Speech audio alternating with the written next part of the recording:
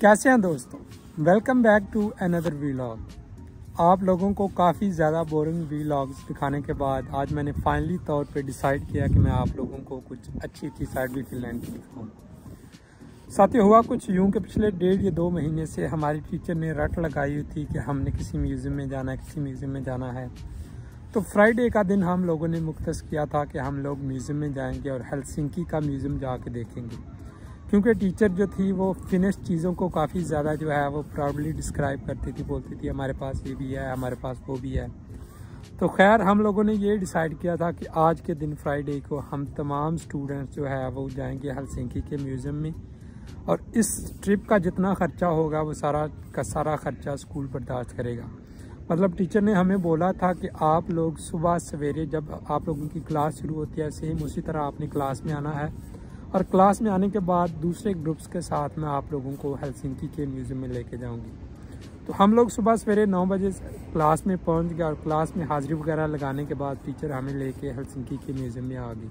जब हम लोग ट्रेन स्टेशन पे पहुंचे तो वहाँ जाके हमने एक ज़बरदस्त किस्म का नाश्ता किया, और ये नाश्ता स्कूल वालों की तरफ से नहीं था बल्कि एक आर्ला एक कंपनी है यहाँ के मिल्क प्रोडक्ट की, यहाँ पे फिनलैंड में और पूरे यूरोप में भी वो लोग ऑपरेट करते हैं। तो उन्होंने अपनी ब्रांडिंग के लिए जो है उन्होंने नाश्ते का एक स्टॉल लगाया हुआ था। जितने लोग भी आ रहे थे वो उनको नाश्ता खिला रहे थे फ्री में। और ये चीज़ फिनलैंड में बहुत ही नॉर्मल चीज़ है कि काफ़ी ज़्यादा कंपनीज खुद की ब्रांडिंग के लिए फिनलैंड में फ्री चीज़ें देती हैं, और हर वीकेंड पे या वीकडेज़ पे उन्होंने किसी ना किसी कंपनी ने स्टॉल लगाया ही होता है। हम लोगों ने वहाँ से नाश्ता किया, और नाश्ता करने के बाद हम लोग हेलसिंकी के म्यूज़ियम में पहुँच गए। और म्यूज़ियम में पहुँचने के बाद काफ़ी ज़्यादा इंटरेस्टिंग सूरत हाल हुई थी। साथ ही जिस क्लास में मैं पढ़ता हूँ उस क्लास में सिवाय टीचर के कोई भी बंदा फिनिश नहीं है। मतलब ज़्यादातर फॉरेनर्स की ही क्लास होती है वो। और हमारी क्लास में पाकिस्तान, तुर्की, रशिया, यूक्रेन, कीनिया, इस तरह की तमाम कंट्रीज़ के स्टूडेंट थे।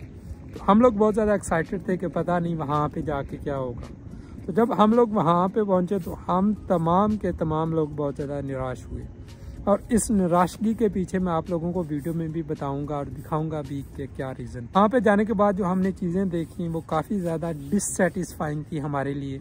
मे बी इन लोगों के लिए वो चीज़ें बहुत ज़्यादा इंटरेस्टिंग हों, लेकिन जितने स्टूडेंट थे या जितनों से मैंने पूछा उन्होंने मेरे को यही जवाब दिया कि ये चीज़ जो है हमें तो नहीं अच्छी लगी। तो मैं वीडियो आगे लगा भी दूंगा कि वहाँ पे ऐसा क्या था जो हमें पसंद नहीं आया।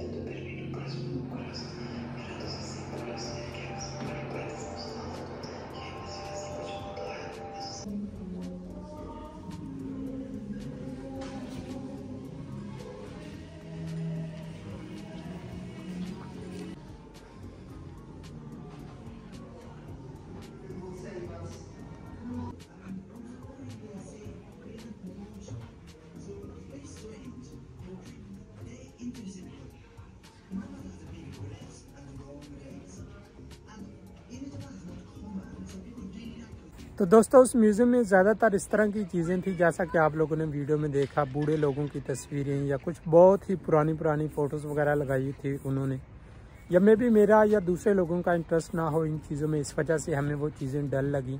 और वहाँ पे ये नहीं साथियों कि हम लोग ही सिर्फ यंग लोग आए थे, वहाँ से पूरी दुनिया से लोग जो है वो उस म्यूज़ियम को देखने आए हुए थे। और मेरे को तो यही लगा कि ये बच्चों के देखने वाली चीज़ें हैं, मे भी मेरा इंटरेस्ट ना हो या मेरे साथ जो कोलीग्स थे मेरे, उनका इंटरेस्ट ना हो इन चीज़ों में, जिसकी वजह से हमें ये ट्रिप इतना ज़्यादा अच्छा नहीं लगा। मे भी जिन लोगों का इंटरेस्ट हो उन चीज़ों में, उनके लिए ये चीज़ काफ़ी ज़्यादा अच्छी हो, तो इसीलिए मैंने वीडियोस लगा दी हैं। अगर आप लोगों का इंटरेस्ट हो इन चीज़ों में तो आप इन चीज़ों को आके यहाँ पे देख सकते हैं। काफ़ी ज़्यादा अच्छी चीज़ें थी और वहाँ पे मेंटेनेंस उन लोगों ने काफ़ी अच्छी की हुई थी।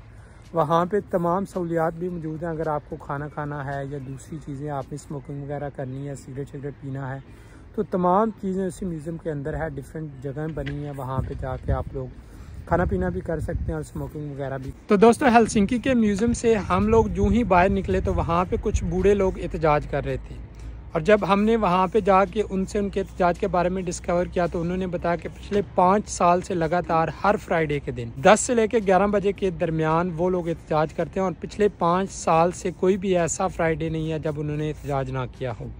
और इस एहतजाज का मकसद सिर्फ़ और सिर्फ ये था कि लोगों को बावर कराया जाए कि मौसम जो है इतना ज़्यादा ख़राब हो रहा है, इसके ख़िलाफ़ हमें किस तरह लड़ना होगा।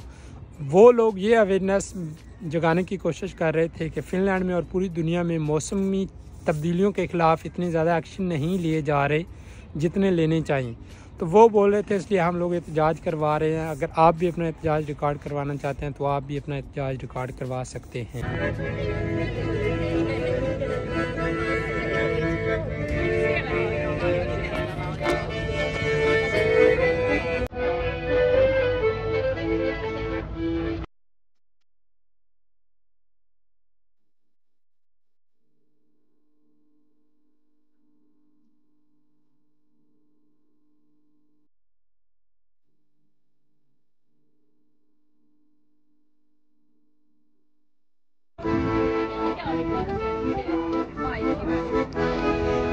सबसे अच्छी बात इस प्रोटेस्ट की आप देखें कि बिल्कुल जो है किसी किस्म की यहाँ पे ट्रैफिक बंद नहीं हुई, कोई इन्होंने जो है वो टायर नहीं जलाए हुए, कुछ भी नहीं जलाया हुआ।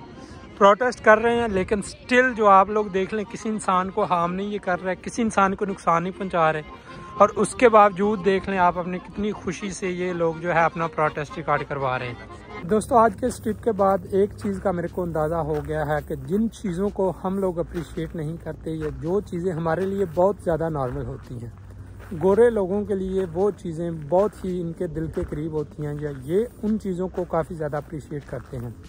फॉर एग्ज़ाम्पल अगर मैं आज की बात करूँ तो म्यूज़ियम में जब हम लोग गए तो वहाँ पता नहीं कितने साल पुराने जो है वो आर्ट्स की चीज़ें पड़ी हुई थी, फटे पुराने कपड़े पड़े हुए थे, बेड्स वगैरह की शीटें पड़ी हुई थी, और ऊपर उन्होंने बाकायदा तौर पे वॉल्स पे लिख के लगाया हुआ था कि ये इतने 100 साल पुराने कपड़े हैं। और मैं अपने दोस्त को जो तुर्की से है उसे बता रहा था कि अगर ये मेरे कंट्री में होते तो लोग इसको जो है ना वो अरूड़ी वगैरह पे या उस जगह पे फेंक देते यहाँ जहाँ पे कूड़ा फेंका जाता है। तो वो मेरे को बोल रहा था कि भाई तुम्हारी कंट्री में नहीं, मेरी कंट्री में भी इसी तरह ही होता है। तो ज़्यादातर कंट्रीज़ में जिन चीज़ों को अप्रिशिएट नहीं किया जाता, यहाँ पे जो यूरोपियन लोग हैं वो उन चीज़ों को काफ़ी ज़्यादा बूस्ट भी करते हैं और उन चीज़ों पे प्राइड भी फील करते हैं। तो ये एक कल्चरल डिफरेंस है जो कि यहाँ पे और हमारे कल्चर में पाया जाता है। तो दोस्तों इस खूबसूरत सी लोकेशन पे करते हैं आज के व्लॉग का इख्तिताम, और मैं उम्मीद करता हूँ कि आप लोगों को एटलीस्ट एक डिफरेंस का पता चल गया होगा कि यहाँ के और वहाँ के हमारे कल्चर में क्या फ़र्क होता है थोड़ा बहुत, और उन चीज़ों को जिनको हम लोग इतनी ज़्यादा इम्पोर्टेंस नहीं देते ये लोग इन चीज़ों को संभाल के रखते हैं और उन चीज़ों पे काफ़ी ज़्यादा प्राइड फील करते हैं। तो अभी 1 बज चुका है दोस्तों, मेरे को जाना है काम पे, और ये जगह काफ़ी ज़्यादा पीसफुल है। इस जगह पे मैं पहली बार आया हूँ, और मेरे में एक जो चीज़ है ना वो बहुत बुरी चीज़ मेरे को अपनी लगती है कि मैं अगर एक चीज़ को एक दफ़ा देख लूँ तो मैं हमेशा से उसी जगह पे आता हूँ। मैं ये नहीं करता कि मैं नई नई जगह या नई नई चीज़ें एक्सप्लोर करूँ। ये एक चीज़ है जिस पे मैं काम कर रहा हूँ, और मैं उम्मीद करता हूँ कि आने वाले सालों में मैं इस चीज़ पे ओवरकम कर लूँगा, और मैं एक चीज़ से निकल के आगे दूसरी चीज़ पे मूव करने की कोशिश करूँगा। तो ख्याल रखिएगा अपना ढेर सारा साथियों, मिलते हैं नेक्स्ट व्लॉग में, तब तक के लिए लव एंड पीस।